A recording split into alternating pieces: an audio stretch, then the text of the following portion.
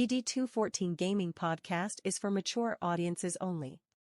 Any videos, music, or entertainment not originating from DD214 Gaming is used and covered under Section 107 of the Copyright Act of 1976, also known as fair use. Opinions expressed are our own and do not represent any DoD or U.S. government entities as a whole. This podcast is for entertainment purposes only. Viewer and listener discretion is advised. You are no longer alone now, because we have you.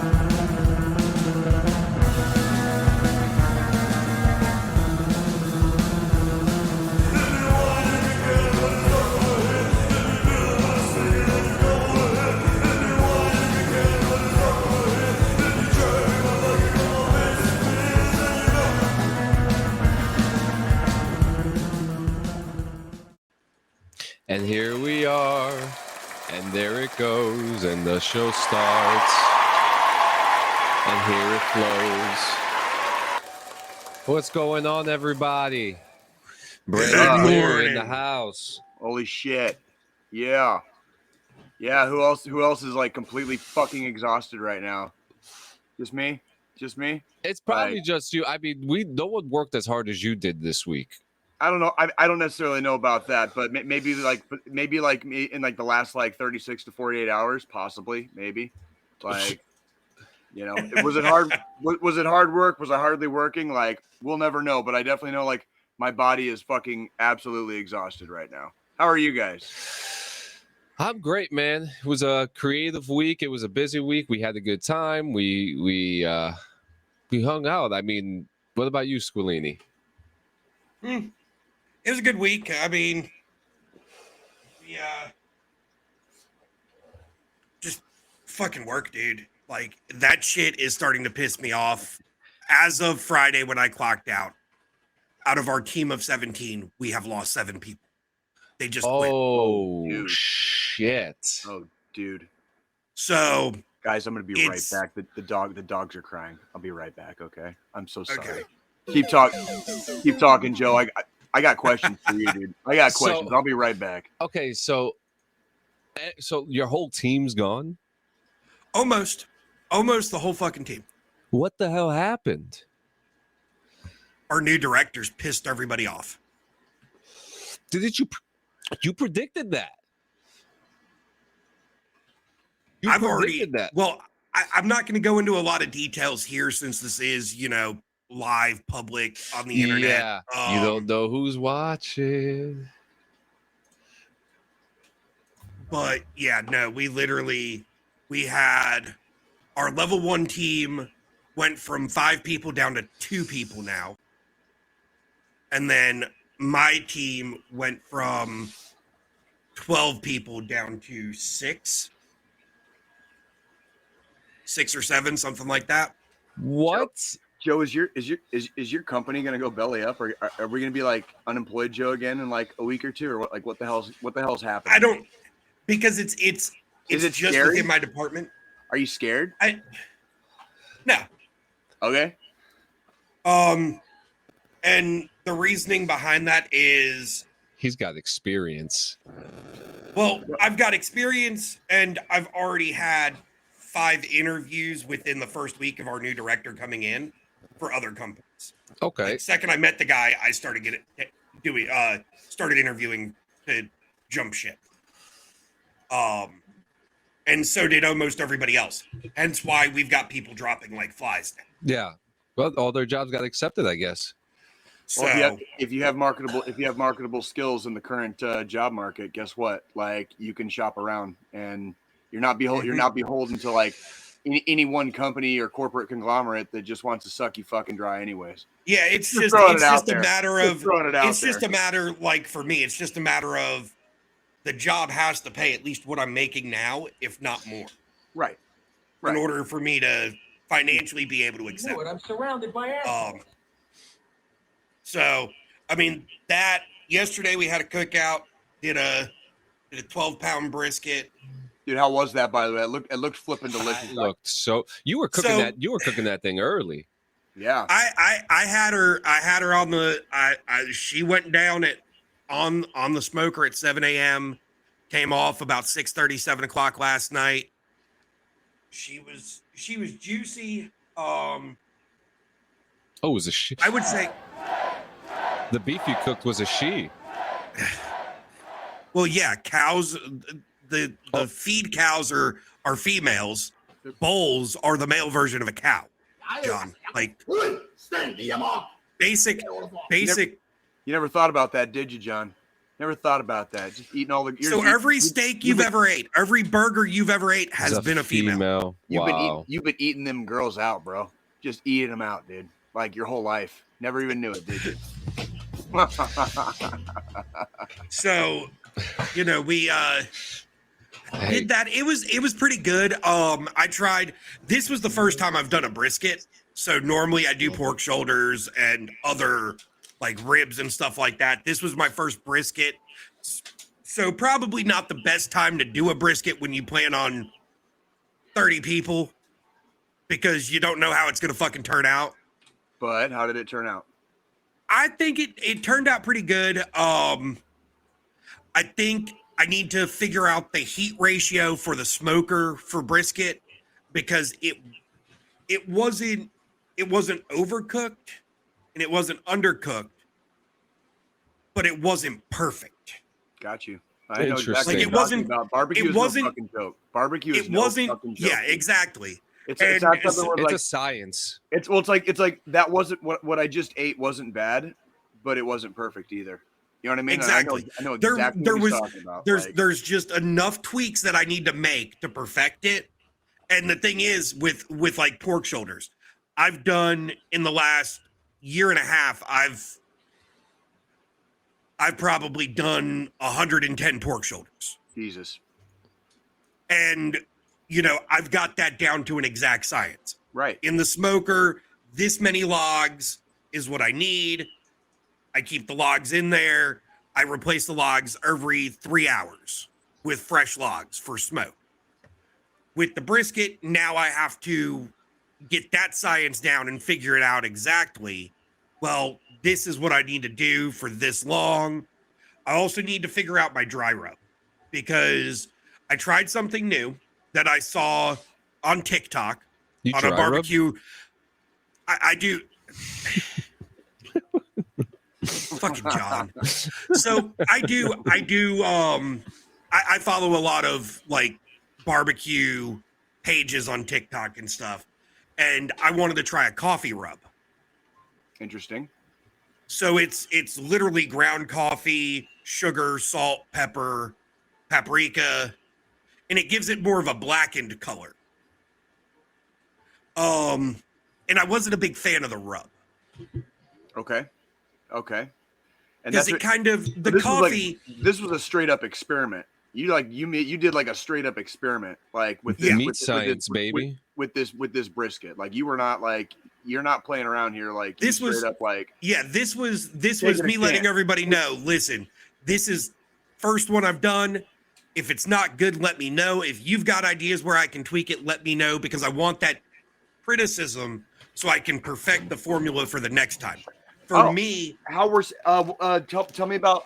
I was just going to tell John. I'd be more willing to bet that the people there actually like really enjoyed it, and you were kind of like harder on yourself than everybody else was. So like, and tell me that's tell me what actually you heard. exactly what kind of fucking happened. I was waiting for it because I was like I Because know you. You are so much harder on you. You're just like me. You're so much harder on yourself. You're so much harder on yourself. the thing is for me, so I'm a big I love coffee. I love drinking coffee. I love my coffee like I like my men, strong and black. You're damn right. You are damn right. But in my opinion, the coffee rub made the meat have a little bit too much of a tartness to it. Kiss me on my hot mouth. I'm feeling romantic. So it was for me, it was a little off. Everybody else was like, dude, that rub's great. The flavor's good. I did get, a couple people agreed with me on the it wasn't undercooked, it wasn't overcooked, but it's Something was off. Something was off. There was something off with the tenderness of the meat. And what I thought about after the fact was what I needed to do was when I picked the brisket up on Friday, I should have dropped it in a brine overnight. Oh, listen to this. To tenderize the meat further. Tenderize that fucking meat, bro. Before doing the dry rub and throwing it on the smoker. Because if I did a saltwater brine overnight and then dry rub onto the smoker, it would have been that perfect tenderness that you expect from a brisket. Right. So that I kind of figured out right away, like, this is what I need to do next time. That's awesome. That's like so before I do the next one, I'm gonna go buy a cheap ass igloo cooler from fucking Walmart. That's gonna be my brine cooler. Yep. Where I can just ice water a fucking whole ass thing of fucking salt, drop the brisket in there overnight, let it sit, pull it out the next morning, drop my dry rub on it, smack it on the smoker, and we should be good to go. Oh yeah. So I mean, I figured that part out. Now it's figuring the temperature part out for the smoker, because again, beef versus pork, two totally different beasts. Right. And that's so yeah. So I mean, that's the rundown for me. I mean, outside of that, it was good overall. It was hot as shit yesterday. So I did was I've been hearing some fucking horror stories from the South, dude. Like, I've been hearing some fucking horror stories. It's so literally bad. What I so did yesterday. So I've got the brisket on the smoker. I grabbed my the fiance's little 32-ounce Yeti thermos. It fits 4 12-ounce cans of beer. Nice. I filled that up, threw my swim trunks on, go to the pool. Once the thermos was empty and it was time to refill, that meant it was time to check on the meat and refill my beer.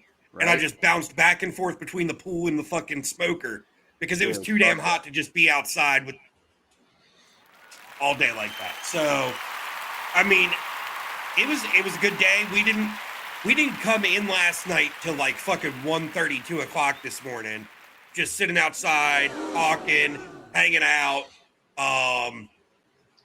Had the cops driving around the complex looking for somebody while we were all out there drunk as shit. Just not helping. Just not helping. Just like it's just not making it easy for anybody.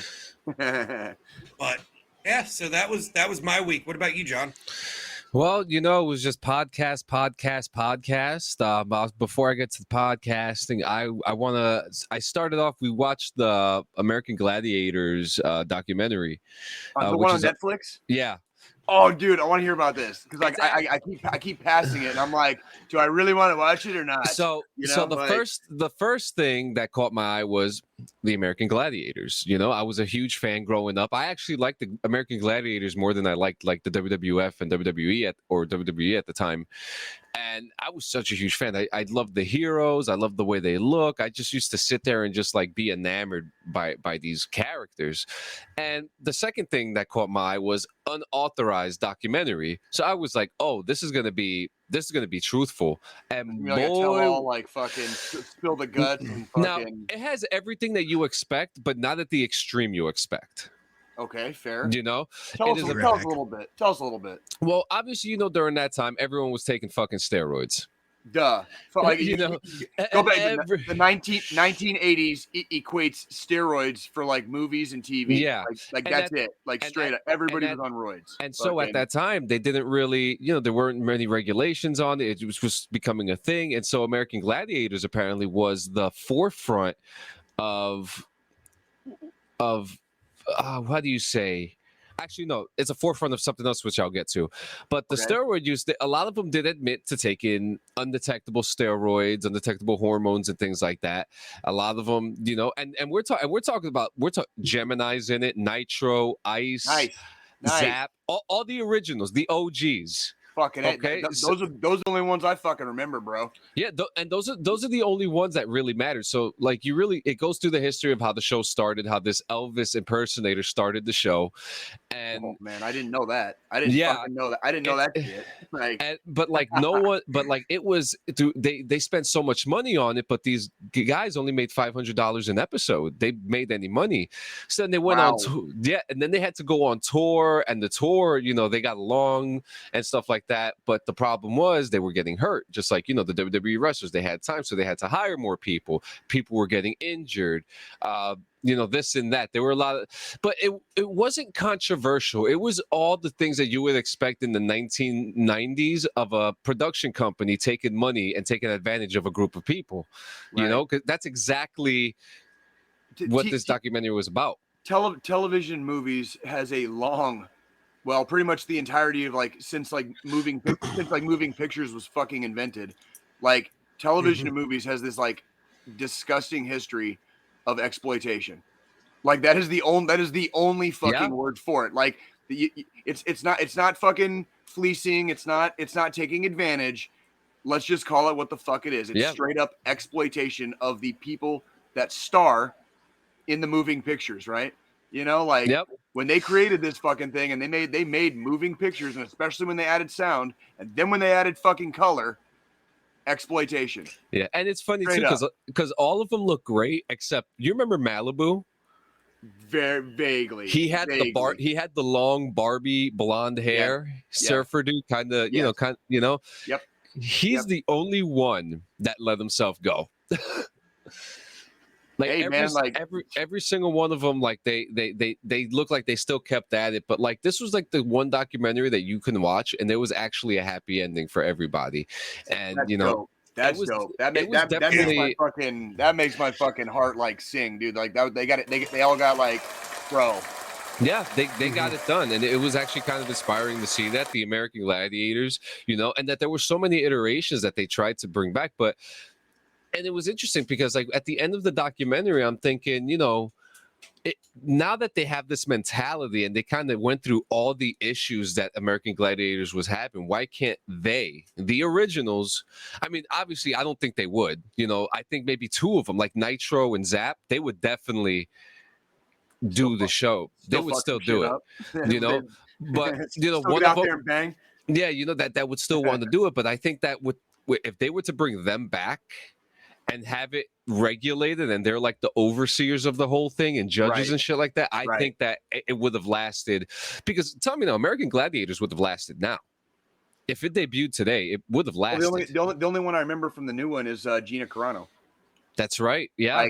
I remember when Gina Carano, she started in MMA and then she got it, or she kind of started she was already in MMA, but women's MMA was not very big. And she was one of the first new lady gladiators, and I remember I vividly remember that. That's interesting. And then she was Cara Dune, and we all know what happened with that. Just saying. Bro. But it was such a cool documentary. I enjoyed it. I'll watch it again. I'll watch it again. But that was really cool. We started watching the new show called Hijack. Okay, what's that about? So it's Idris Elba in a plane, and he's like a negotiator, and there's a hijacking that happens, right? Now, so far the show is good. We're 3 episodes in. Show's really good, right? But something really bothered me. Okay, now, if there's a hijacking, there's going to be guns, right? Well, you said it's on a plane? It's on the plane. Well, in a post 9/11 world, typically there wouldn't be, but you can fucking fly with weapons, and usually they're in the cargo hold. Yeah. So go ahead. Sorry. The show starts off in Dubai, and they're saying we're the most secure airport, but there's fucking 9 dudes with guns in the fucking plane.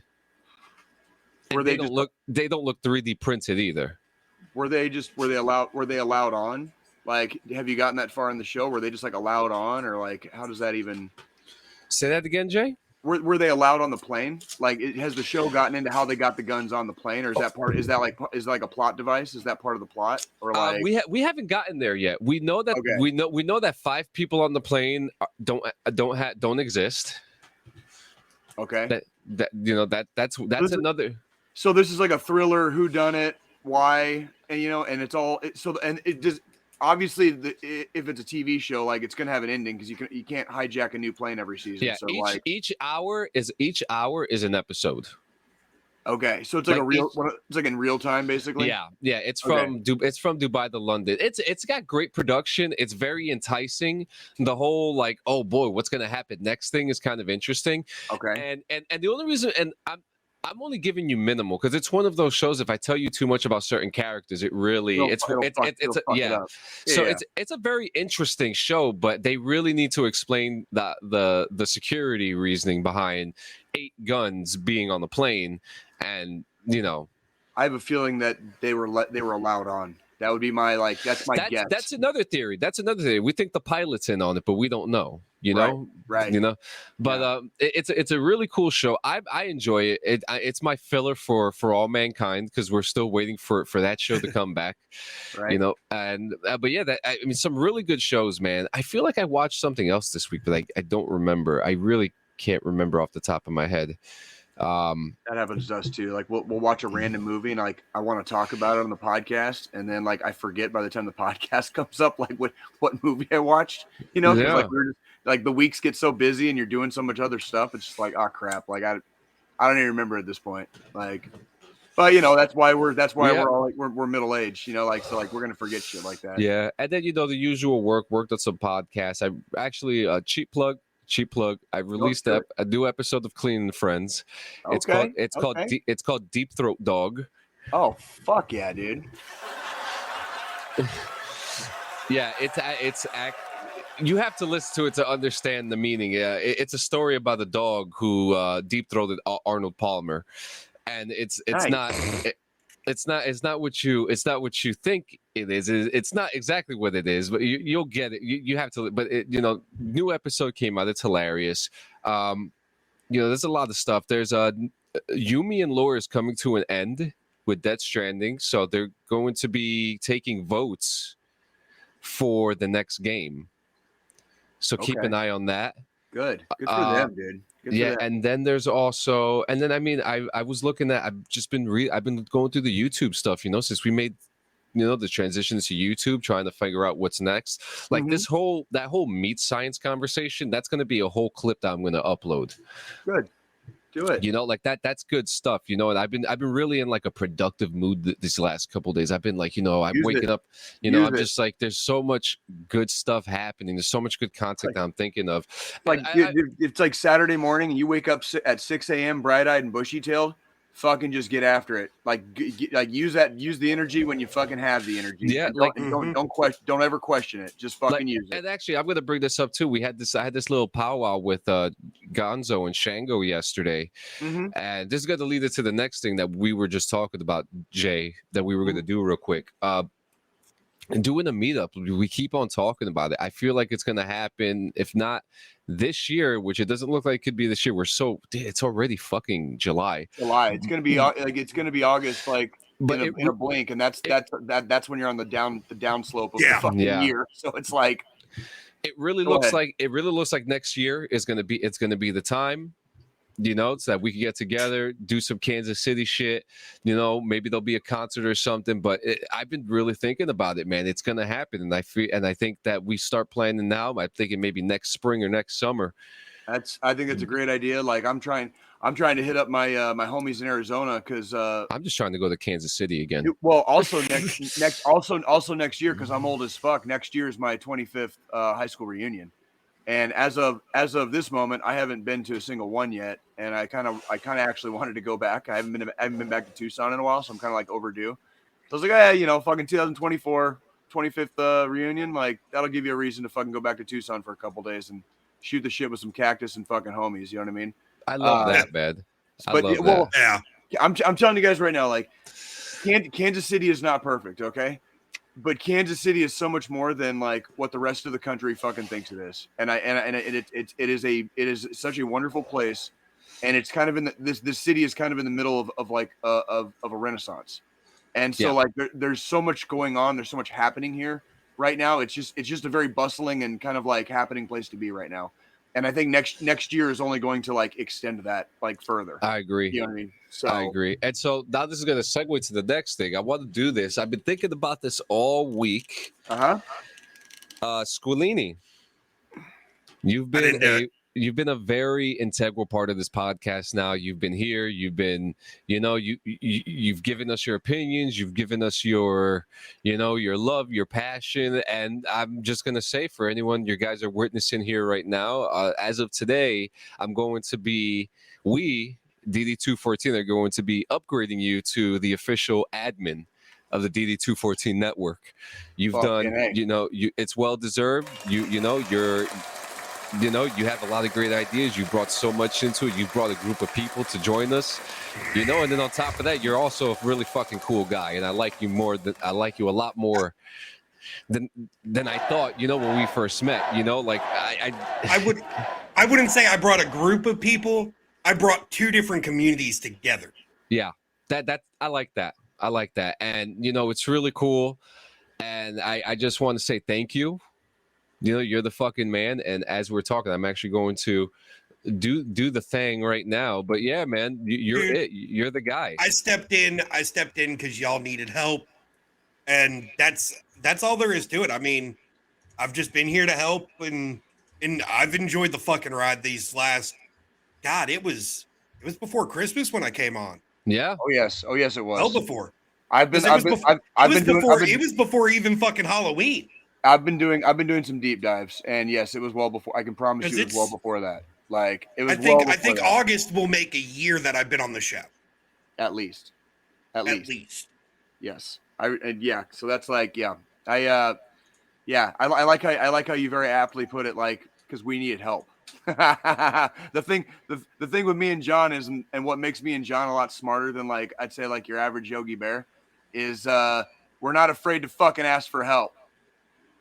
We're not afraid to ask for help. Yeah. We're not afraid to ask for help. Yeah. Oh yeah.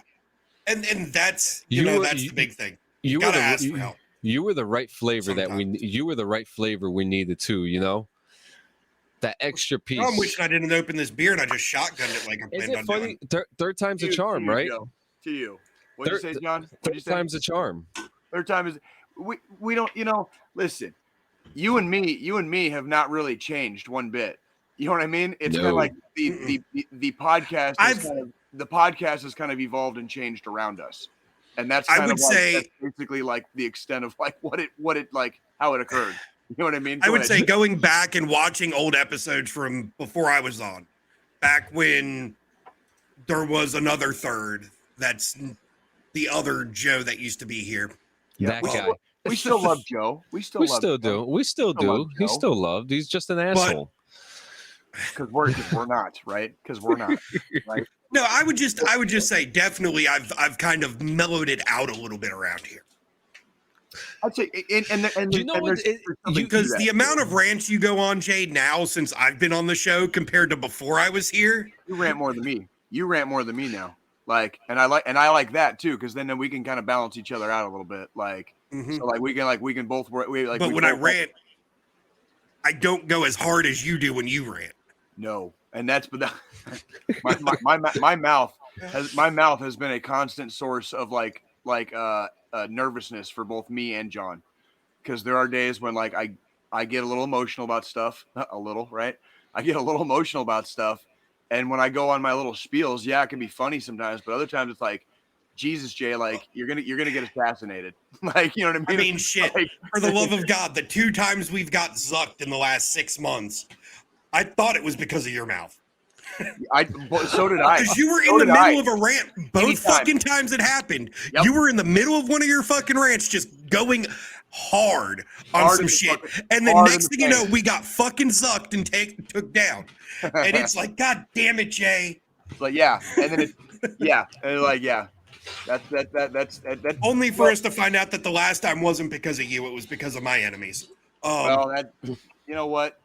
Enemy of my enemy is a friend, and Yeah, that's right. that makes Zuck our friend actually, because that's how we found out who it was. So you know, and Yeah. if people want to play with us, dude. Like we can play too, but I still think he's gonna win against Elon.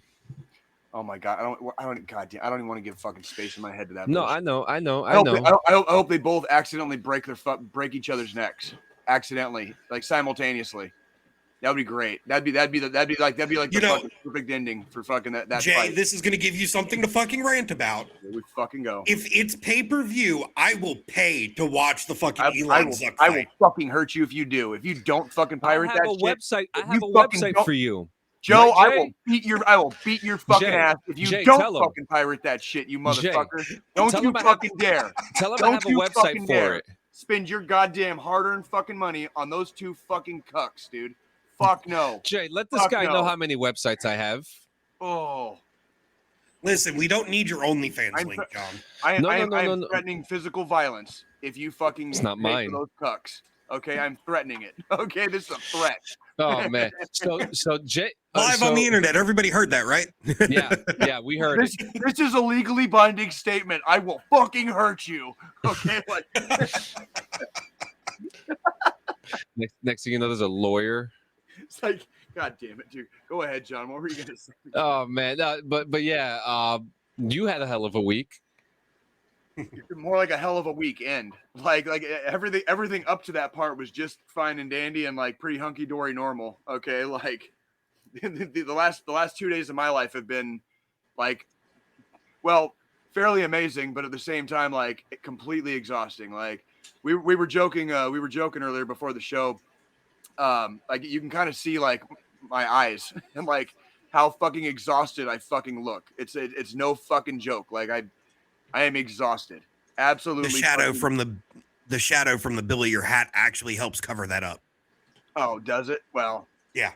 yeah. So, all right, here we fucking go. There's Jay yeah, in the towel.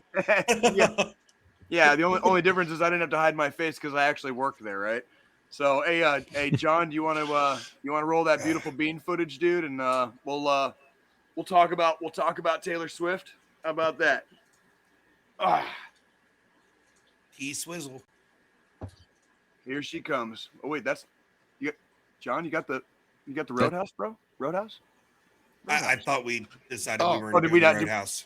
I don't remember. You were just anymore. doing it as part of your week in review and just Well, going that's to what I rant was about saying. it. We'll do the road, but it'll be a long. Okay, don't worry about it. Don't worry about it. I was getting ready to go into okay, that's cool. All right. We confused ourselves. It's all Clearly, that's why we need help. That's why we need fucking help. Anywho, all right. So It's a big stage. before I'm gonna get into that. Oh my fucking god! Like, just god fucking damn it, dude. Like, all right. So I'm gonna have to preface this whole thing by saying there are not a lot of words to describe how extra this entire thing was. Okay, and when I say extra, I mean on every conceivable level. Okay, there was so much more to this than I have ever seen in any other show, sporting event, venue. Okay, like when I say extra, I am talking like massively leagues and steps beyond. This woman is so fucking far ahead of the curve.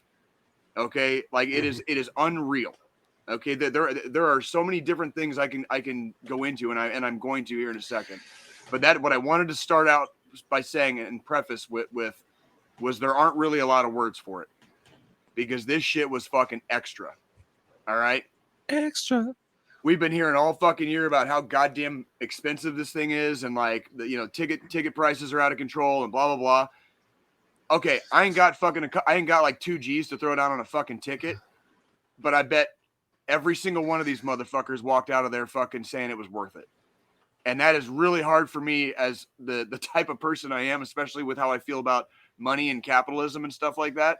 It's really hard for me to fucking quantify that I am going to say like it was probably fucking worth every penny. Okay.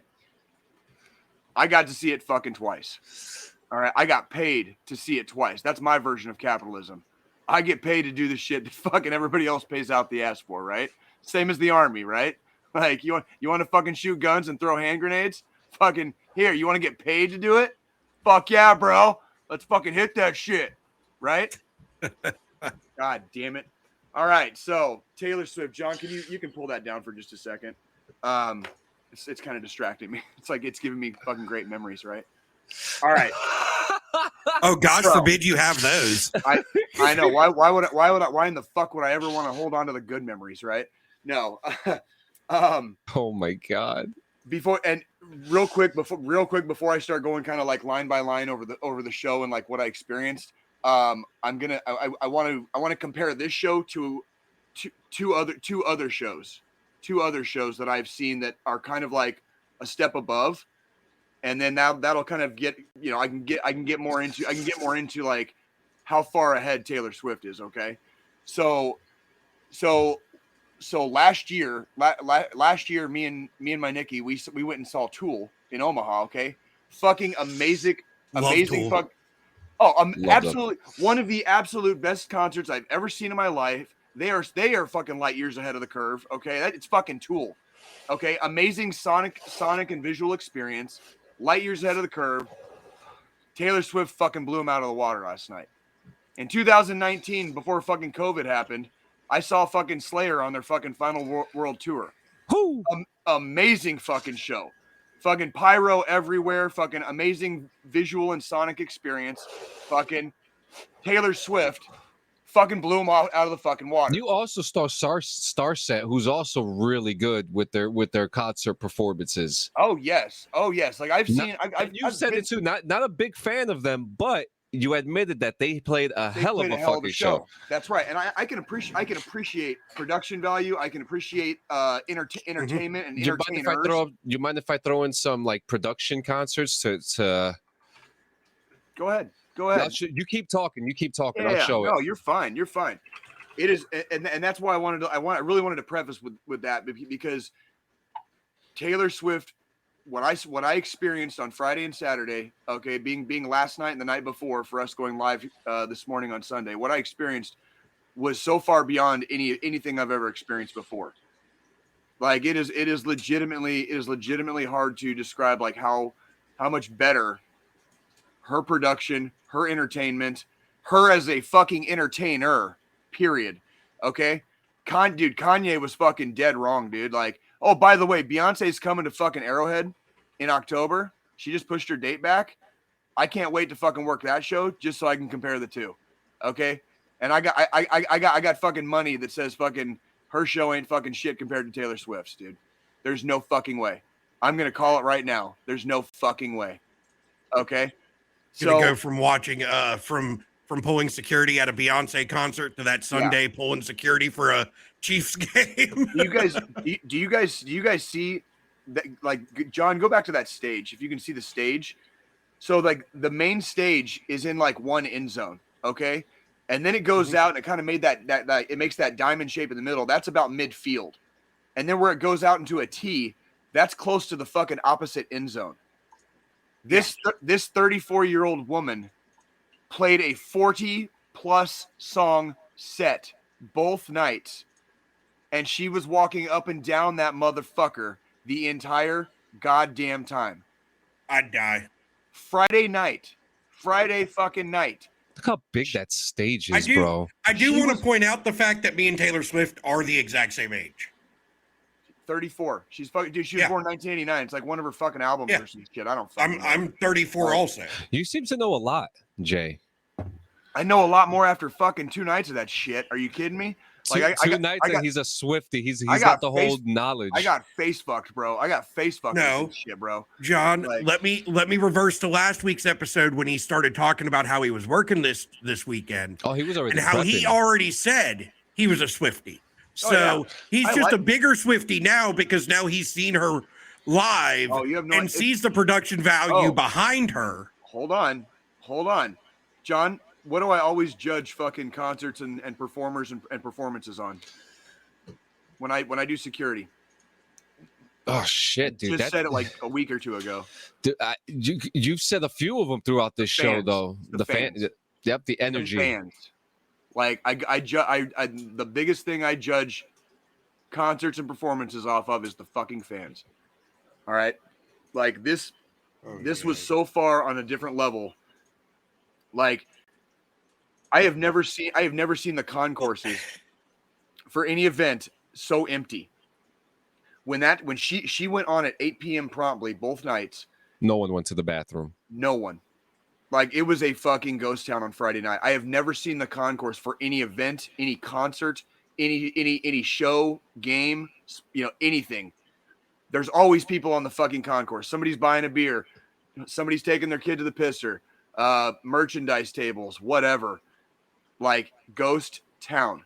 The minute she started and went on, ghost town. Everyone was in that fucking bowl. Well, yeah, Everyone was the in second, that fucking bowl, dude. Like, and they stayed the whole fucking time, just like that. I'm just gonna throw out Fuck. that if I paid $2,000 to $3,000 for fucking tickets, yeah, when the main That's what I act, said. the reason I paid that goes on, I'm not walking away to not be able to see shit. That's what I said.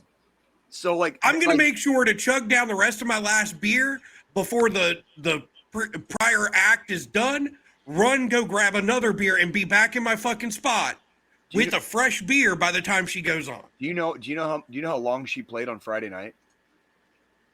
3 hours and 45 minutes. Her set was 3 hours and 45 fucking minutes on Friday night. They're saying she made $46 million just from these These two nights. concerts. I wouldn't blame. Oh, by the way, since like everybody like we talk about Kansas City and Arrowhead all the time and shit, like 72,000 plus. Oh, there's Both the bracelets. Both fucking nights. Yeah, these fucking bracelets. I got a couple from my fucking my homies, the Swifties, dude. Like I got a couple. 70. So we're talking 144,000 plus screaming Taylor Swifties, dude. Like, and when I say like everything about this was so much extra, the stage lit up, and it was lit up by like LED lights and like high def like screens.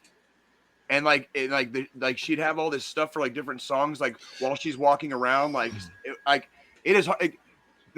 there was fucking pyro, there was fireworks, okay, there's hydraulics, okay, there's like everything you can imagine for a show. She had something in there. She played acoustic sets. She played the fucking piano, okay. She had dance routines. She played every motherfucking song she's ever had on the fucking radio. And then she played fucking more. Okay? Like, when I say 40 plus songs, I am not fucking exaggerating. Like, both fucking nights.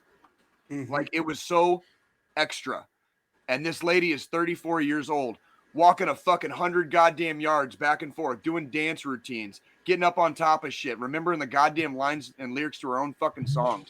You know what I mean? Like, holy fucking shit. Like, there is no, like, Slayer didn't do it. Tool didn't fucking do it. Okay, like motherfucking Taylor Swift just showed the world like that the world can suck her dick, dude. Okay, like the whole world is like on her fucking dick right now. All right, because like nobody has ever. Like I've never seen this shit ever before. Like every show I've ever been, I don't care how well or not well I like a recording artist over her. Okay, there's no fucking denying. There is not a single fucking entertainer alive that's better than her right now. I will straight up say it right now. There is no entertainer alive better than her right now. Not even Sam Smith? Who the fuck is that? Fuck him. Fuck that motherfucker, dude. No, fuck no. Michael Jackson's dead, homie. MC Hammer fucking retired. Okay, like there is no fucking entertainer in the entire world better than her right now, and I will fucking bet. I'll bet the house on it. That's a clip. Nobody can pull off what she pulled off last night. They're all pussies. No, they're all pussies. Now, they all have this like subdued, like no, fuck no. I will say from the clip that John showed at the beginning that we had to turn off because it was distracting you, Jay. I will say the only band I've seen put on a good performance live outside of just watching the clips from the KC Arrowhead Swift concert, Slipknot. Slipknot puts on a phenomenal fucking performance. I have to second that because I've seen a lot of bands. Yeah. Now I wouldn't say they are above Swift Unfortunately, no matter how much that breaks my heart to fucking say, Promise sorry, you. Corey Taylor. Love you. Sorry, Slayer. They have a Sorry, bigger. Slayer. They have like, the Swifties are a much bigger cult following than anything out there. that's another point I want to get into, dude. Was the fans like, and how that's fucking the beautiful they big are. thing, because so I've always listened to Slipknot. First time I saw them live was in 2019. My fiance is a big Slipknot fan. I've seen Slipknot 12 times. And they were in Virginia for a show. We got tickets. We went, drove 5.5 hours to go to the fucking concert. Stood there for 7 hours for the concert. Yo. Like in the pit at a Slipknot show. First time I'd ever seen them live. And it was an amazing show. Unfortunately, I don't have the money to blow to go see fucking Taylor Swift, and I don't work security for fucking Arrowhead Stadium, so I'm never gonna fucking see Taylor Swift. There's probably gonna be like a Netflix special of this tour, dude. Like, come out someday, I promise. Yeah. So, I have to say though, to piggyback what Squilini was saying, I've seen Slipknot 12 times.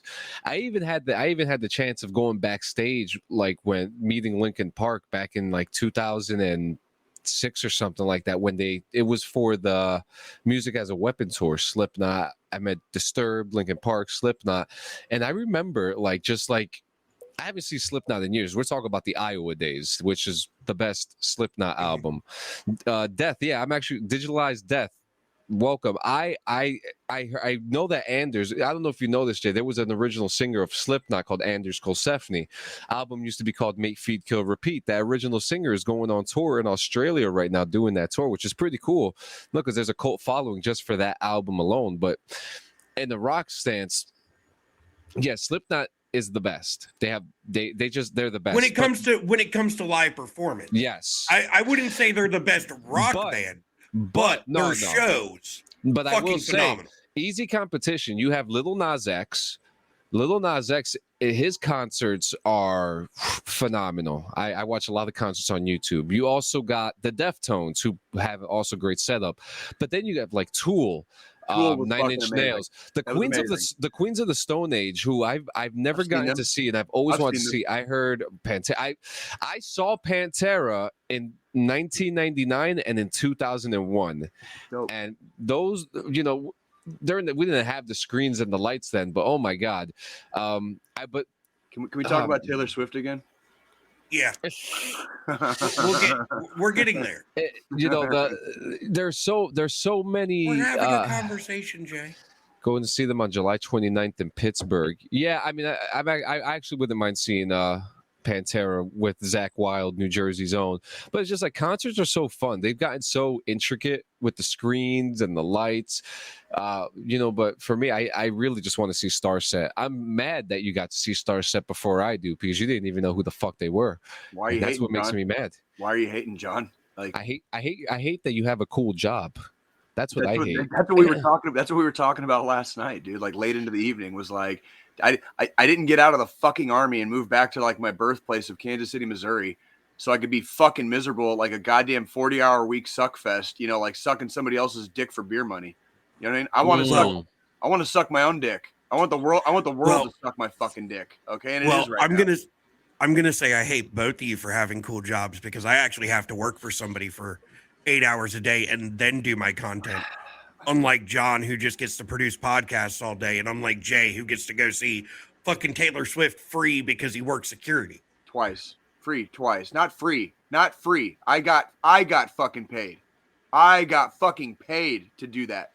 I just made like 24 hours in fucking 2 days at like over like I don't remember what I think they bumped us up this year to like 23 something, and like freaking like, yeah. Well, you can easily do it to yourself any day when you just like free yourself from the fucking shackles of the world, right?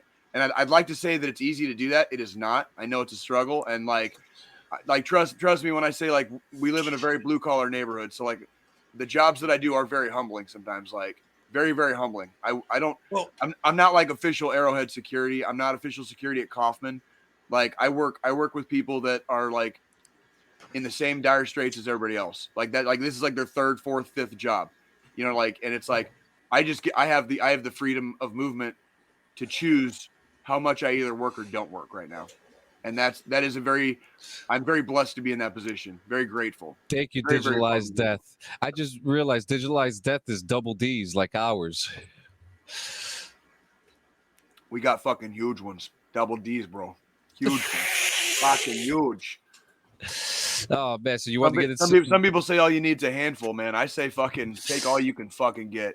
Take all you can fucking get. No, none of us. The world's gonna take. None of it us from are you. 101st. We're not that fucking cool. Fuck you, bro. I was dude. Hold on.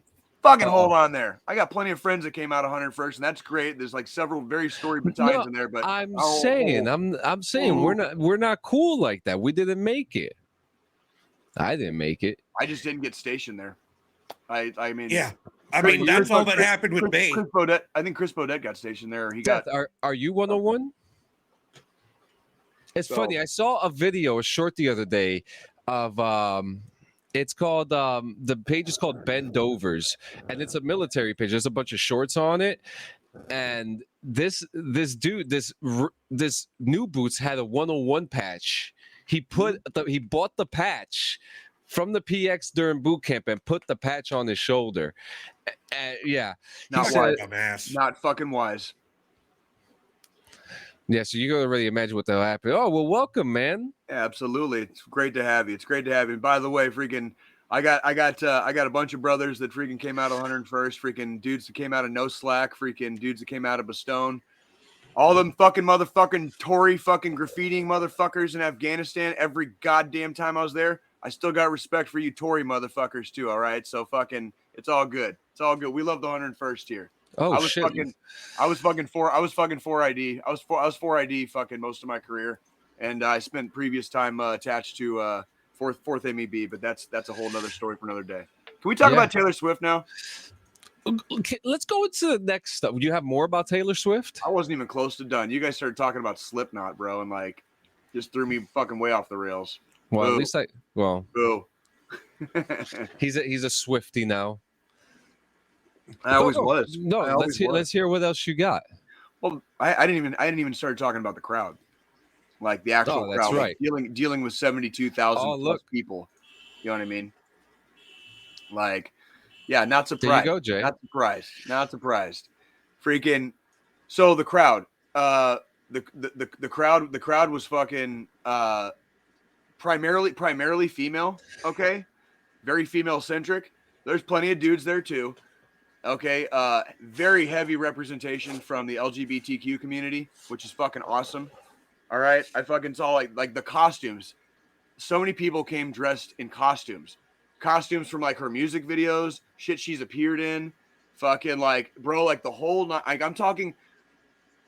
I've been to fucking ICP concerts, right? Slayer concerts, people that have like a legitimate like cult fucking following, right? Oh my God, who the hell cares? God, you suck, dude. You fucking suck, dude. You really just don't want to hear this shit, do you? No. It's ICP. Shut up, bitch. It's ICP. ICP. Which one? All of it. All of it? Oh, you just freaking like, yeah. Hey, man. Hey, you know what? Like that's when I say this is like leagues beyond and like levels above. 72,000 people filled this fucking place up. They stayed in their fucking seats the entire time. They knew every line of just about every song she sang, aside from some of the very, very newest ones. Like the new shit.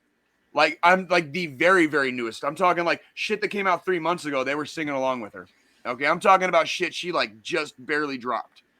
And like the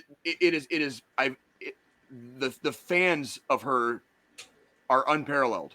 Like I have never seen a fan kingdom quite like the Swifties. Okay, this yeah, fucking you like Hank Williams the 30 and fucking like Ass Jack and fucking like he was in goddamn Super Joint Ritual with motherfucking Phil Ensemble. Okay, motherfuckers didn't know that. Motherfuckers thought Jay didn't know his fucking shit, dude. Like fucking Super Joint Ritual, man. Fuck yeah, Hank Williams the third, dude. I don't fucking play here, homie. I didn't even know he was in Super Joint. Dude, blood for blood, man. Blood for blood, bro. Like let's go on this shit. Like, dude, like there's no comparison to her fans. You know, like everybody was represented. Freaking everybody was flying their flags fucking proudly, dude. Any impersonators? Oh yeah, like dude, like it was like I saw everything last night.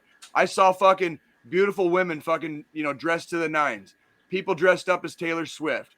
Girls dressed like boys. Boys dressed like girls. Girls dressed like boys dressed like girls. Like I saw it all. I saw it fucking all. And it was fucking beautiful. And to hear them sing, it wasn't just her singing. It wasn't just her show. To hear the crowd in Kansas City, Missouri at Arrowhead Stadium packed to the fucking gills, singing their goddamn hearts out. They don't just sing along. These motherfuckers from the crowd were like singing their fucking hearts out. I saw more fucking mascara streaks, okay, at the end of the night than when I used to be a fucking single soldier in the army, okay? Like I'm talking like it was fucking like moms holding their fucking crying daughters, having like the fucking best moment of their fucking lives together. Okay, dads fucking holding on to their baby girls, dude. Like fucking like just praying that they'll remember it someday. You know what I mean? I've had those fucking moments. There was times where I had to fucking like walk back out of the goddamn tunnel just to collect myself for a moment because I was getting caught up in that shit. Like it was hard not to. When you are just like absolutely inundated and flooded with it, it was beautiful. Like like when you brought up those pictures of like all the wristbands and when they're all lit up. Yeah, I was on the fucking third level. I was in the fucking nosebleeds, doing like that was where my section was. So I had must this have been like a C, like I a had C. it was like walking out into a sea of fucking stars, and to know that like everybody there was like there together, and like they were all that into it, and like they loved each other that much. They love her that much. Taylor loves them that much. On Friday night, I saw the crowd at Arrowhead. Like Taylor Swift got choked up for a second. She sang this fucking song, which I know, and you guys are gonna hear me out when I say this because I know people do this a lot. I know people do this a lot at concerts. She sang this song as one of the songs she's playing on piano, and apparently it's written about like her grandmother. People pulled out their fucking phones and fucking like lit the place up, and like when she fucking stopped playing that fucking song, like she had to collect herself, and I saw her do it. Like you know me, right? Like Observant. Very, very observant, and I also have emotional disturbances in my life, so like I know what it looks like when you're like just fucking holding it in for a second. And I saw her like visibly distract herself by looking at the fans. She distracted herself away from the emotion by looking at her fucking fans and smiling at them, and then like she collected herself before she spoke. And like I'm getting choked up even fucking talking about it. I can That's hear what it. it's like. That's the fucking energy in Kansas City right now. That is the vibe in Kansas City. That's why I love my fucking goddamn birthplace so fucking much. It's different here, and people bring a different vibe, and it's so much more positive than people want it to be. And like they call this place flyover country. I'm here to tell you that I'm living in the middle of a fucking renaissance, and it's fucking beautiful to experience it. I'm a very lucky man. I'm a very humbled and grateful man. Okay, that I get to do stuff like this and share my stories with you guys. Like yes, I'm still living on in an adventure. And yes, sometimes I still feel like Peter Pan, even though I'm not in Never Neverland anymore. But it's fucking beautiful. It's amazing. And I will say it again. There is no entertainer on earth as good as Taylor Swift right now. Rant complete, Joe. Are you happy, guys? You can talk about fucking Slipknot again. Like, are you guys happy?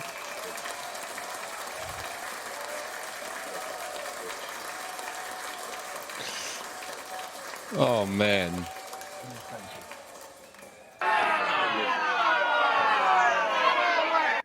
What a bitch. Leave it to the MP to be a bitch. Bruh. Man. So we have. Okay. What? Wrong button. My bad. My bad. You suck. No, you don't. I love you guys. Oh shit! I love you. I love you. I love you guys. I love you guys. All right, Fucking so much. so we got a wall of shame. Okay. Oh God. Are we starting? Okay, so we're gonna start with the bad and go into the good. I'm assuming is that what we're doing? It's gonna be a mix up. I'm trying to find this guy's name right now. No, we don't have his name. But an Army major has lost his Gold Star family's life insurance money when he was enriching himself. This cocksucker. An What? Army Reserve officer was charged Thursday facing allegations he defrauded Gold Star families by losing $3.4 million while making $1.4 million in commissions. Federal authorities on Friday said that Kaz Craffey, who they described as currently a major in the Army Reserve. What's up with all these majors doing weird shit? Remember when we talked a couple weeks ago and I said like On the enlisted side, it's E7, and on the fucking officer side, it's fucking 04. Right fucking There there, you bro. go. Right fucking there, dude. So they described as currently a major. He misappropriated money between 2008 and 2022 that he was supposed to be investing for families of dead soldiers. And instead of assisting them, he allegedly made them put their money into their investment accounts he privately managed outside official fuck duties this for the cocksucker, Army. dude. And in one Fuck case, he this allegedly cocksucker. misappropriated $50,000 from a minor whose parent died on active duty. Oh, dude. Dude. Yeah, so Fuck that fucking- asshole. Dude, off with his fucking head, bro. Like, you fucking... How big of a fucking piece of shit are you, dude? Like literally, you wear the fucking uniform, you fucking piece of shit, because that's what you are, you fucking piece of shit. Army fucking major? But wait, there's more. On top of using investment portfolios, he made high-risk investments far beyond what was agreed upon with the families and did not properly diversify those huge investments, opening up those families to enormous losses. Oh my fucking God, dude. Like, oh my fucking God. Fucking A, Cardenas. Fucking A, Cardenas. Fucking that's exactly what the fuck I'm talking about, dude. 5 minutes alone. Just give me five. Yep. I don't even need a lot of time. Give me 5 and fucking for minutes. context, 5 minutes, homie. and for context, soldiers, they signed up for the service members group life. They signed up for the service members group life insurance, the SGLI, that program through the Department of Veteran Affairs. It pays out $500,000 to families of service members who die on or off duty. The military services often provide families with financial counselors to help them manage the money. But Crafty had been in the Army Reserve since 2003.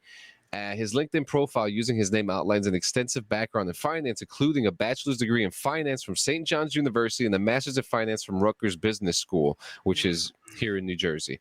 The charges say that Caffey has worked with at least 5 wealth management companies. Like I'm a little agitated right now. Like I'm really like I. Yeah, these are the ones that like really get my goat, dude. Like I'm not like it. Fucking fuck you. Like fucking fuck you. Fuck you. Now this is exciting. The U.S. is set to destroy its last chemical weapon, closing a chapter dating to World War I. I know where that is. Yep, at a sprawling military installation in the middle of rolling. Oh, wait a minute. Okay. At a sprawling military installation in the middle of the rolling greens hills of eastern Kentucky, a milestone is about to reach the history of warfare dating back to World War I. Workers at the Bluegrass Army Depot are close to destroying rockets filled with GB nerve agent that are the last of the United States declared chemical weapons and completing a decades-long campaign to eliminate a stockpile by the end of the Cold War totaled more than 300,000 tons. Oh, yes. Oh, yes. And there's the chemical depot outside of Pueblo, Colorado, that a lot of people thought I might go work at after I got out of the Army and like stay in Pueblo. And I was like, sorry, guys. I love you guys. And I love Pueblo, Colorado. It was my home for 7 years, but I didn't feel like working at an Army depot. And it's a chemical depot, which means once the chemicals are gone, where's your job go, John? Right. Just saying, just throwing it out there. So why like I chose not to stay in Pueblo, Colorado and move back to my place. Yep. And there's actually a deadline dating to September 30th of this year to destroy its remaining chemical weapons under the International Chemical Weapons Convention, which took effect in 1997 and was joined by 193 countries. The munitions being destroyed. These are countries that act in good faith, by the way. Yeah. Not countries like Russia and China and North Korea. Just throwing that out there. These are countries that actually act in good faith. Mm-hmm. Yep. So it says the munitions being destroyed are the last of 51,000 M55 rockets with the nerve agent, a deadly toxin known as sarin that had been stored at the depot since the 1940s. This is really cool to hear, that they're going out with the old and then with the new nuclear power. So can I throw something in here? Of course. So when I say like countries that act in good faith, we saw fucking sarin gas deployed during the Syrian civil war. I saw you can see what it does to human beings in living color. There's a reason that the United States is acting in good faith and destroying these weapons. There is nothing nice about chemical weapons. And I'm telling you guys right now, like from experience, They kill you Joe slowly. Joe knows, John knows, I know. They are very scary. There's a reason during World War fucking II, there's a reason nobody used chemical weapons. Like I cannot overstate that enough. Everybody wonders why nobody used chemical weapons in World War II. It's because everybody still had living memory of all the fucking poor bastards that came back fucked up from World War I. Yeah. Like keep that in fucking mind. So go ahead. no, like keep I mean, going, yeah. going in good faith and fucking doing this is the best thing because Yeah. nothing It good really has come is. from any of these chemical agents or nerve toxins, neurotoxins, or anything that have been used. Yeah, This is shit where some of these are so goddamn bad, you don't even have to fucking breathe it in. If it gets on your skin, you are fucking done. You are fucking done. Like there's no overstating how scary chemical weapons actually are. Like if you've not go ahead. I was scrubbed to be deconned in Iraq after finding chlorine and mustard gas fucking rockets that ISIS has made. Yeah, that's my boy Cardenas. That's what the fucking engineers do, homies. They don't fucking play. All right? Like that's the shit I'm talking about. We have been fucking exposed to a lot of stuff. We got the fucking briefings. You didn't. So trust the Army guys and the fucking Marine guys, the ground pounders especially. Fucking when we say chemical weapons should be fucking destroyed. You guys do not want to fucking play with those things. They are fucking bad, and they do not discriminate. If the wind blows the wrong goddamn way, you're gonna goddamn chemical weapon your own ass. You know what I mean? Like there's a reason we don't fucking want these things at all. Like period. Go ahead. Let me wind down here a little bit. No, that's it with that one. Our next one, and before we go on to the next one, I've got something from that I discovered earlier this week, and I just want to see if either of y'all have ever seen this fucking monstrosity. Hey, digitized death. That's my first deployment. That's exactly what I did. what in the world? This is referred to as the Thing. The Thing. The United States military wanted a tank that could just fuck shit up. And that was it. So they got together with farmers. The farmers in the Marine Corps designed this motherfucking thing. It's got 6 100 millimeter fucking recoilless rifles attached to it. Uh-huh. You want to know how they aim it? Each recoilless rifle has a 50 millimeter fucking gun attached to the top of the fucking rifle. Awesome. I love it. Sign me up. It's a little out of date now, but back in the day, I could see that possibly fucking some shit So they up. used it. They used it in the Dominican Republic. The Marine Corps. So once it was tested, it was shown to the Army and the Marine Corps. The Army said, "Oh fuck no!" Because to reload this thing, somebody had to get out the motherfucker to reload each of the 6 guns. So the Army was like, "We don't want it." That's right. Yeah. The Marine Corps said, "We'll take 3." Rifles are your friend. Recoilless rifles are your friend, Brandon Cleary. Just letting you know, like they're your friend, like my old pal, right? Freaking. The Marine Corps said. The Marine Corps looked at the company that made them and said, "We'll take 300." There was no job specialty, no operator's manual, nothing for how to use this thing. They gave 300 of them to the United States Marine Corps. And then after they got done in Dominican Republic, when Vietnam started, they took all 300 of these fuckers to Vietnam. Did this hold any chemical missiles in them? Or it was just like just regular recoilless rifles? Like, dude, I got to fire Carl Gustav fucking one time, and that was really fucking cool.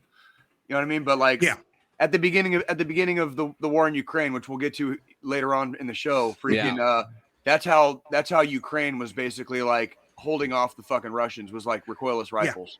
and blowing up fucking tanks with them, basically. So when they tested this thing to show the Army and the Marine Corps the power, the backblast from all 6 guns broke bricks loose on the bomb shelter they were standing in and broke all the glass in every vehicle they rode out to the bomb shelter. It's primitive, but it works, right? Like that's kind of like what are you what are you gonna do? You know what I mean? Like what are you gonna do? What do we got next, fucking John? Okay, so this one actually, I got some stuff here. I actually had a conversation with Brandon Cleary about this. Okay. Recruits wouldn't be tested for marijuana under proposed defense bill amendment. The article here states from military.com, military recruits and prospective officers wouldn't have to go testing for marijuana under a proposed amendment to the annual defense bill. Who? Matt Gaetz. Matt Gaetz, that fucking piece of shit, actually introduced that bill. Has filed an amendment to the National Defense Authorization Act, or the NDAA, that would bar the military services from making someone take a test for cannabis as a condition of enlisting or commissioning. In quote, he says, our military is facing a recruitment and retainment crisis unlike any other time in American history. I do not believe that prior use of cannabis should exclude Americans from enlisting in the armed forces. We should embrace them for stepping up to serve our country. Hey, a broken clock is right twice a day. By the way, Matt Gaetz is a fucking fascist. But a broken clock is fucking right twice a day, apparently, because like it's a very common sense bill to be introduced. Like it really is common sense. Mm-hmm. Like I remember my recruiter, especially when I joined a lot older. You know what my recruiter told me? Pretend it's the 1980s and just say no, and that's what I fucking did. Like and it is what it is. It is what it is. I'm a product of when I joined. And the era that I joined, I will like the cannabis issue with not just the Army but the entire fucking United States military. First off, marijuana should have never been fucking outlawed in the first place. It goes against a couple of fucking amendments in the Constitution, actually. But the fact that it was the drug war is obviously a fucking bullshit thing. By the way, everybody has said we lost the war on drugs. All that means, just to quote one of my fucking favorite comedians, Bill Hicks, like that people on drugs won a war on drugs. Like, get the fuck out of my face with that shit. Yep. You know, like all the fucking boomers taking their fucking benzos and fucking, like fucking codeine and shit. Mm-hmm. Like, you're gonna get mad at some kids for fucking smoking reefer behind the fucking alley in a ditch somewhere. Like, so get the fuck out of here with that shit. I have here in quote. I wrote to Brandon this morning for some insight. He says, so this has been talked about amongst recruiting command for a while. From my understanding, if this makes it to law, it would allow individuals to enlist commission with a positive DAT test for THC. It would not affect current DOD drug policy while in service. So basically, you could fail the drug test at MEPS to enlist, but once you sign the dotted line, no more usage. And I asked him, I'll give him that for now. So I did ask. It won't be long before that changes. Yeah, and then I did ask. I was curious once I saw this. I didn't know how to take it because, well, when you're drug tested, doesn't the test try to detect everything? And he said, yep, the test is basically everything, even CBD, Delta 8, all that shit, while cause a positive result. He added in this funny story too. We had a guy who kept failing a drug test at our office for months, and he sweared up and down that he stopped smoking months ago. Turned out his shampoo or body wash had hemp in it. He stopped using it, and the next week he passed. Interesting. I think cannabis should be excluded from every fucking drug test fucking from now on. Period. I actually my excuse me, my security company is getting taken over by another one. And this week now, it's fucking Sunday. This week, I'm taking a drug test. And I'm just going to declare it. Because guess what? I ain't fucking stopping using cannabis, okay? Yeah. Like, now, again, didn't get out of the Army to stop fucking smoking, I also want to say, too, like, Cardenas says the opioid epidemic is a bigger issue. Now, I don't know what you guys have experienced. I don't know the people that you've been around. Now, there was a guy that I remember in boot camp who was addicted to tramadol, and boy, I bet it fucked him up when he got in those first fucking few days. Well, yeah, let me tell you something. He had to restart 4 times because he kept on sneaking out of the base and kept on getting caught. he kept on sneaking out of the base. They kept on restarting him. And, and the big thing, every time I saw him, he'd ask me, because I had my foot injury, do you have any tramadol? I'd be like, get the fuck out of here. This is my tramadol. This is mine. Jesus, John. Yeah. Jesus. And then I'm not even going to lie. I even had a bit of a little blunder with tramadol myself, because, it.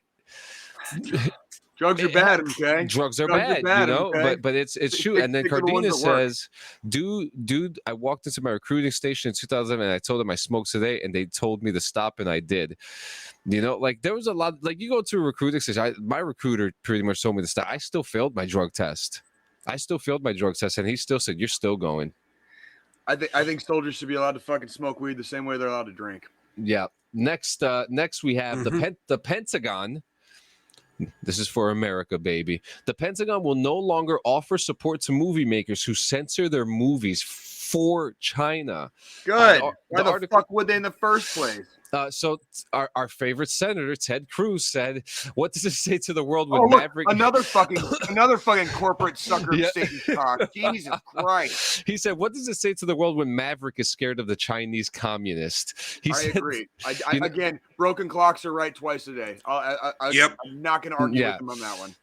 So he said it in the floor speech while discussing the fiscal 2023 defense policy bill. He was referring to what some eagle-eyed viewers saw in the trailer for the long-awaited Top Gun sequel. It turns out that no flag of Taiwan, right? Yep. Taiwan is a thing. The actual Republic of China, Japan, motherfuckers, and Japan, and fucking Japan, motherfuckers. Yeah. So the reason reported was because the studio tried to appease Tencent, a Chinese-based backer of the film. Now we've talked about Tencent before on this show.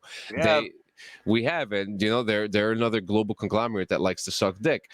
Politico said it obtained the recent Pentagon document that says the U.S. military will no longer offer technical assistance to filmmakers unless they offer a pledge that the final product won't be altered for approval from the Chinese government. We don't need China's approval for a fucking thing. That's right. You want to fuck around and find out? Fucking get the fuck out of our face with that bullshit. Yeah, and it says too, this policy has been a long time coming. In May 2023, Ted Cruz, as a member of the Senate Foreign Relations Committee, introduced the Stopping Censorship, Restoring Integrity, Protecting Talkies Act, or the SCRIPT Act, an amendment to the fiscal 2023 defense policy bill, which would limit or end Defense Department technical assistance to Hollywood production if those productions censor their films for viewing.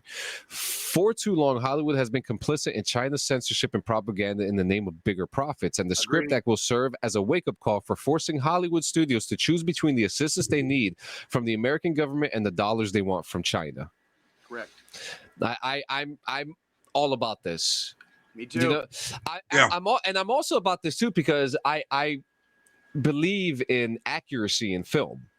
And to take that away, you're taking away an accuracy. You're kind of like making it non-existent, which is even worse. That's what fucking China does. They censor everything.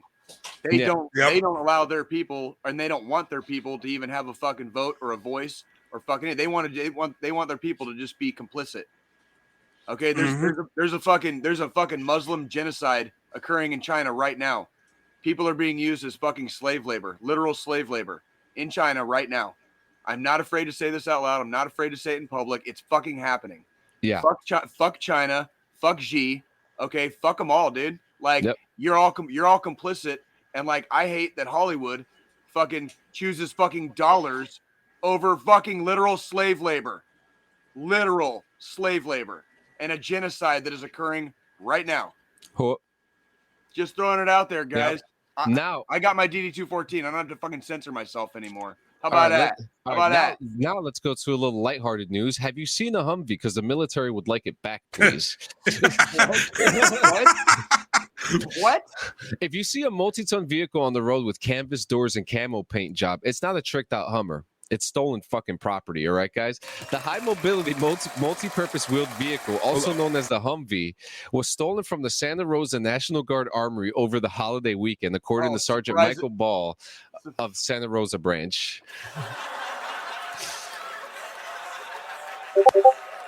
Color me not surprised that it got stolen from the fucking National Guard. Color me not surprised. So, all that tells me is whoever used that Humvee last forgot to fucking put the wheel lock on. Yep. Because it's not like you have to go get a key to start the motherfucker. Put it in neutral, turn the switch. But can I also add in that those wheel locks aren't very secure either? I mean, it wouldn't be hard, even if there was a wheel lock. I mean, there are bolt cutters and stuff that works on that. But that, first off, balls for fucking sneaking into like what I'm assuming is like a National Guard like armory or fucking whatever, and then balls fucking driving out. So somebody's got a fucking Hummer out there. Yeah. What do they need it for? What do they need it for? That's what I'm wondering. So, not many details have been released about the theft, but it's suspected to have occurred at 10 p.m. Monday. No weapons were in the Humvee, but the CHP said it had no information as to whether anything else was taken during the break-in. The vehicle is brown and green and can be identified by the ID number FSC 3067 spray painted on its bumpers. How hard is that to fucking remove? More spray paint. Whoever fucking stole it's already changed the color of the fucking vehicle at this Jesus point. fucking Christ. Since the theft, several tipsters have reported seeing the vehicle, even reporting that they've seen the vehicle in parts. So that vehicle may not be put together anymore. I'm just saying. Well, there's one thing that they're excluding out of that news thing is like JP8 is a fucking thing. And you can't just find JP8 fucking anywhere. That's so true. If you have an old motherfucking engine, this is Mechanic J talking, not Infantry J. If you have an old engine that has been running on nothing but JP8 for the entire existence of its history, and you put regular diesel fuel in it, you fucking stupid idiots. Yeah, I'm talking to you. You fucking stupid idiots. If you put regular diesel fuel into a fucking engine that has been birthed and lived its entire life on JP8, you're going to have a worthless fucking vehicle in about fucking like quicker than you know. That's your fucking friendly fucking like talk from Mechanic J. Like, yeah. Like, so yeah, they probably turned that fucking Humvee into a fucking pile of scrap. Yeah. Like, bet money. Because once they ran out of gas, they put the wrong gas back in it. It's funny too because Mechanic J is the same as Infantry J, guys. He's a stellar prick. It's still a stellar prick asshole. He knows, but he's our stellar prick asshole. And no one could take him from us. Cardenas was around in my heyday before I got married and had my beautiful daughters, dude. Like, so like he saw me like, you know, when I was like peaking, and like, so he's not fucking wrong. Okay, he's not fucking wrong, but like, I don't when I know something, I fucking know it, and like, and you ain't gonna fucking convince me otherwise. And yep. I know John sometimes hates me for that shit. It's okay. you know, whatever. It's all right. It's good for content. That's the way I see it. Honestly, it really is. It really is. I go on my little rants. Everybody has a laugh, you know. So yeah. It's funny too because the most compassionate I've ever seen Jay was when I threw up on the side of his car. He was like, "Dude, are you okay, man? Are you okay?" He had his hand on my back and everything. He was like, "You good, man?" Dude, like. Bro, we take care, dude, bro. When you're sleeping in a fucking hole in the ground, dude, for fucking weeks on end, dude, like you got to take care of each other. You got to take care of your fucking homies, dude. Like you can't like fucking.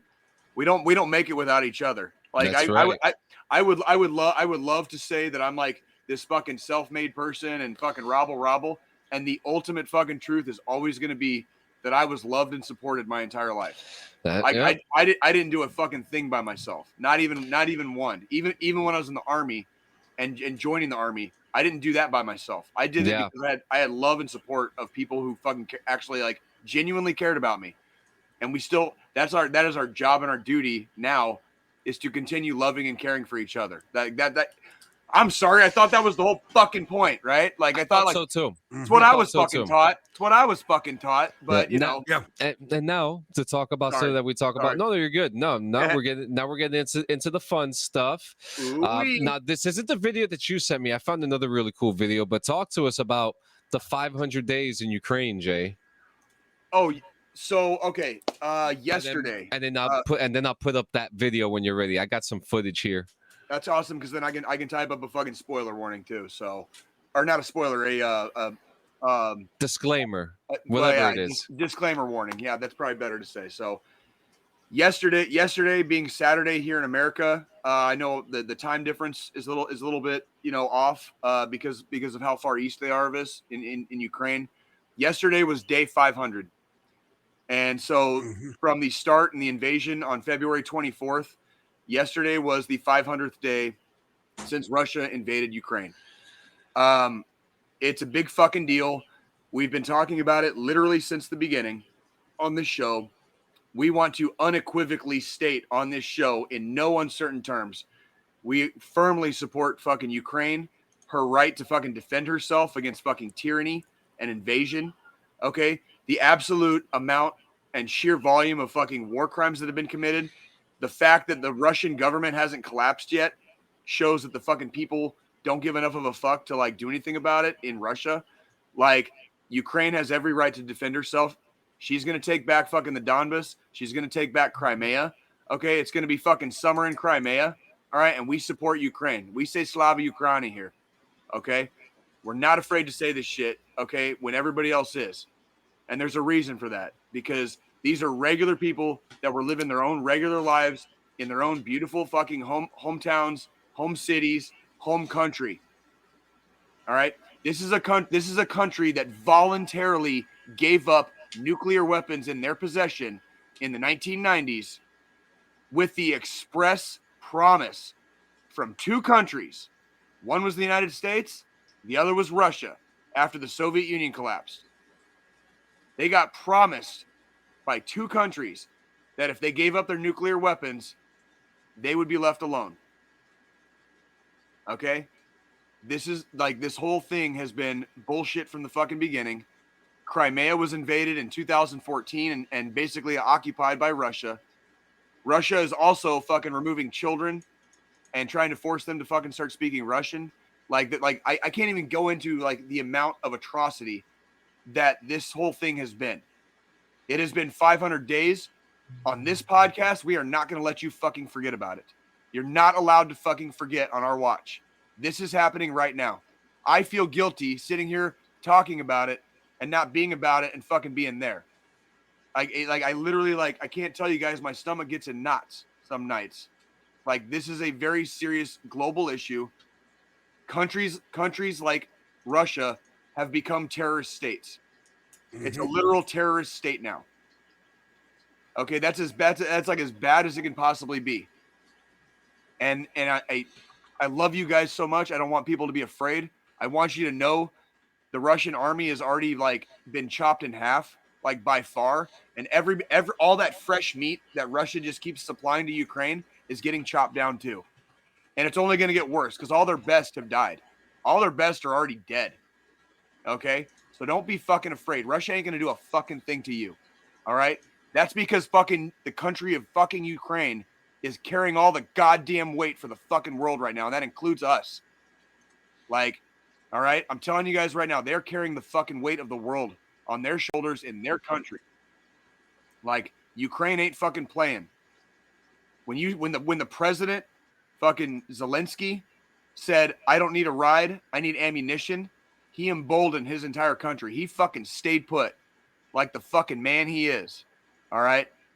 Like, there is no understating when the president of our country offered him a ride out, he said, fucking fuck no, bro. I'm staying right goddamn fucking here. I ain't fucking going no goddamn where. And then on the very first day when that stupid fucking warship said, told the Ukrainians on Snake Island to surrender, and they said, Russian warship, go fuck yourself. Yesterday in Ukraine, the president of Ukraine, President Zelensky, he went to Snake Island on day 500. Yep. Where the Ukrainian flag is flying right now. Okay? They took it fucking back. And they're going to keep taking shit back. And they're going to take Crimea back. And they're going to burn that fucking bridge to Russia to the fucking ground. Okay? If you are an occupier in fucking Ukraine right now, I urge you, get out while you can. Okay? Surrender. That is your best option. That is your best hope for life right now. Okay? Wagner ain't going to fucking save you. Putin ain't going to fucking save you. And the Ukrainians are very, very rightfully and righteously angry at you right now. I urge you, get the fuck out while you can, because the sunflowers are growing. It's been 500 days, boys. There's fucking sunflower fields everywhere in Ukraine right now. And they are a blooming, boys. They are a blooming. It has been beautiful to watch such a massively, like, invigorated country choose to defend itself righteously. Mm-hmm. Just absolutely, like, this is a righteous fucking fight. This is a fight against tyranny. This is a fight against freaking corporate global conglomerates and oligarchs and people with way too fucking much money and way too much fucking time on their hands. All right? We don't fucking play that shit here. We call it how we see it. All right? I might be the pot. I definitely know how to call the kettle black. Okay? So just saying, I can't wait till I get to hell, because I got some fucking Russians that I fucking can't wait to get my fucking hands on when I get there. Go ahead, guys. Go ahead. Well, since we've been covering this, it's been special, having to live, to be alive and mentally aware during a time that a war is going on the other side of the world, because it's real, it could happen here. Canada could do it to us. Mexico could do it to us. I mean, they don't got the strength for it, but I'm just saying, Did you really just say Canada could do it to us? Yeah, yeah, they could try. But you know what? They're too nice. They'll just come over here and start throwing. The Canadians don't fuck around though. Like, they took a beach on fucking D-Day with us, homies. Let's not forget. The Canadians were with us on fucking D-Day. Let us not soon forget. Fucking. You never know. You never know. Hey, John, can you full screen that and take us off? I want everybody to see this. Like, and I want there is a warning for this. Like, there's pictures, but you're gonna see there are some graphic pictures on here. With audio or no? Yeah, do the audio. It's awesome. Yeah, do it. You ready? Let's go. Fire it up. Deep snow не спиш, зброя навскіз, кров, сон, злість, ви узнав. Повітряна тривога, десь танки три горять, а зліва побратими відстрілюють ребят. Ніколи не пробачиш, ніколи не простиш, і прапор синьо-жовтий у рюкзаку лежить. І хай цей град огоню нарешті стикне з неба, на що ви пережили, поставили знамена, прапор у крові став червоно-чорним, кулі наплетять у очі, але разом стоїмо, але разом стоїмо.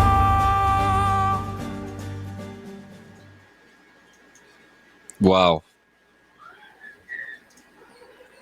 Oh, I like the last picture. Freaking! Did you see the bloody Russian papers? Mm-hmm. Yeah, it's interesting too, because once they hit 127, it showed Snake Island. It's just like, Snake Island was such a, you always hear of these pivotal moments in war, D-Day, Omaha, all this stuff, and then there's Snake Island. There's Kherson, and when they liberated Kherson, there've been several places that have been liberated, and there's more. There's a lot more to come. War is devastating. War is very devastating. There's no but about that. And it's just like you hear these. One thing I always love about military history are the stories.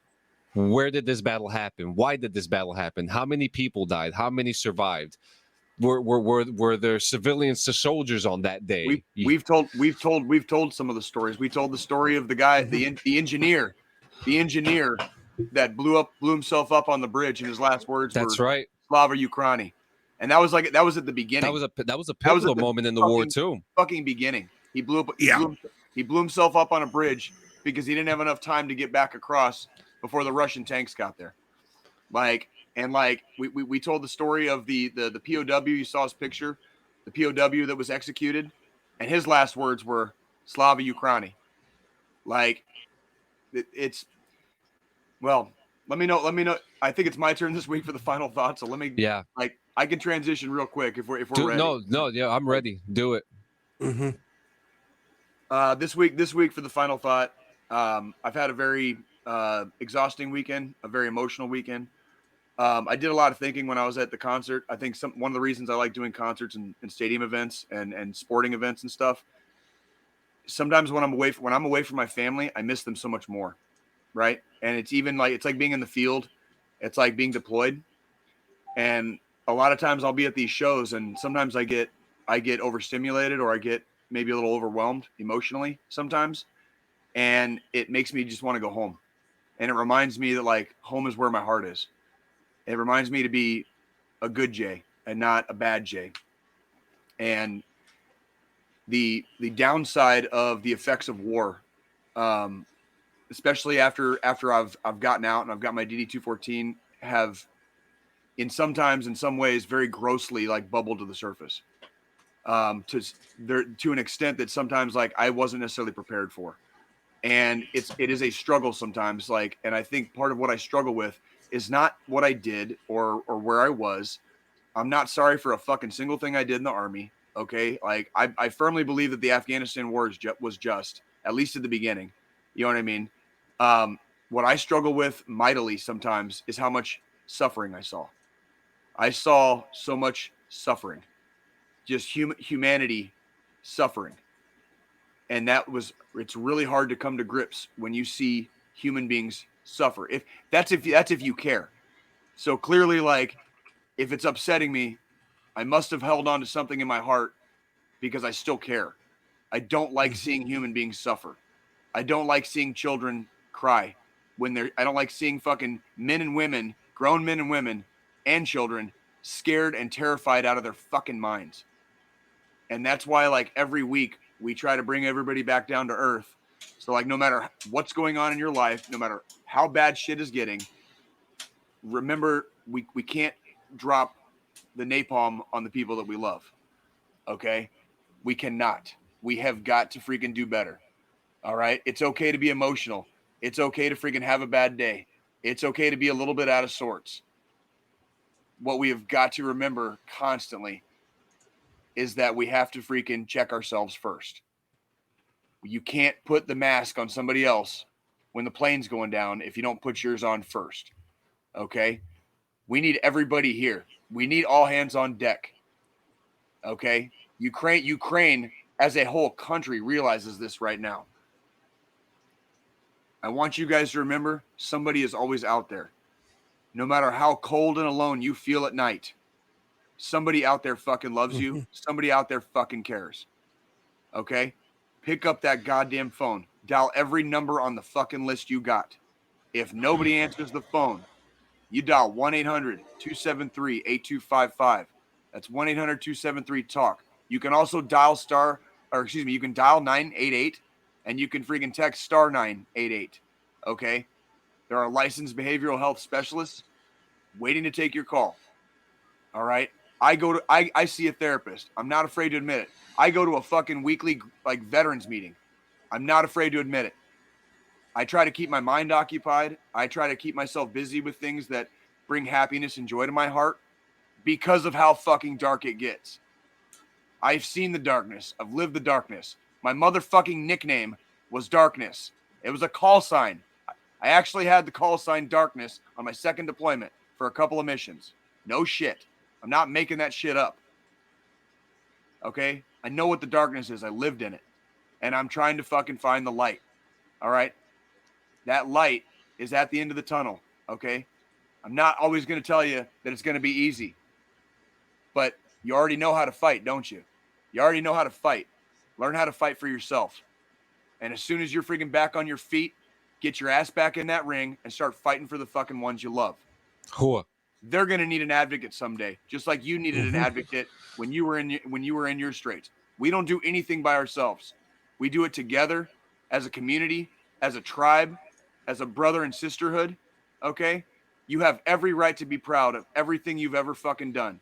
You are not suffering from imposter syndrome. You are a fucking badass. So get up on your feet, all right? Dial that number. Your ass better be in formation in approximately 168 hours. We're going to be live next week. We're going to be on time next week, just like we were this week. Like, we love you guys very, very much. We cannot afford to lose a single one. All right? So knock it off. Get those thoughts out of your head. Go eat some good food. Do what you need to do. We got you. Call us. Private message us. I will give you my motherfucking direct number, and I will chat with you. I am not licensed, and I am not a behavioral health specialist, but I will listen. I'll listen to you. I promise you I will. We love you guys. We love you. And guys, thank you so much for coming to the show. Make sure you check out our Linktree, www.linktree.com/DD214 network. We have a bunch of merch there. Also, if you guys notice, we now have subtitles in Spanish and in French. They will be coming into each episode from now on in. And catch us next week when we talk about, is your job a nightmare? We're going to break down why is it you or is it the job next week. I like that. And we're also going to cover substance found in White House confirmed to be cocaine. That'll all be next week. Thank you guys so much for coming. I love you guys. Squilini. Oh, my God. Both nights, bitch. Both nights. That's right. Did she play the same set list twice? Shut up, bitch. No, she had her second. The second night was the first night was like, if you want to call it the special night, and then there was a couple of songs that were subtracted basically because it was a 2-night thing, and like so last night was like slightly shorter. So Shit. yeah. Well, see you next week, guys. See you We next love you. week.